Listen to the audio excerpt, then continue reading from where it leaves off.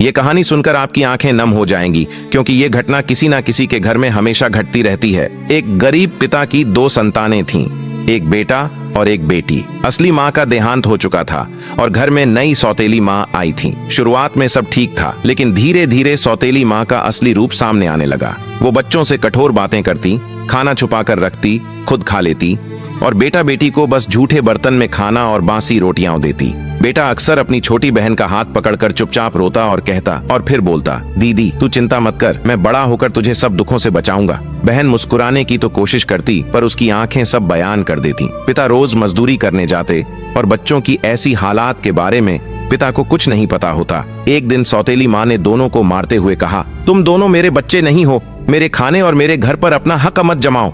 बच्ची जमीन पर गिर गई और बेटा माँ की तरफ देखते हुए चीख पड़ा और बोला, हमसे माँ का प्यार छीन लिया, अब हमारा हक भी छीन रही हो। हम अनाथ हैं पर पत्थर दिल नहीं। ये सुनकर पड़ोसी उसके घर दौड़ पड़े और बच्चों को संभाला। शाम को बाप घर लौटा तो बच्चों की ऐसी हालत देखकर रो पड़ा। बेटा पिता के गले लगकर रोते हुए बोला, पापा हमें माँ की जरूरत है, लेकिन ऐसी माँ की नहीं जो हमें अपने ही घर में पराया बना दे। पिता की आंखें छलक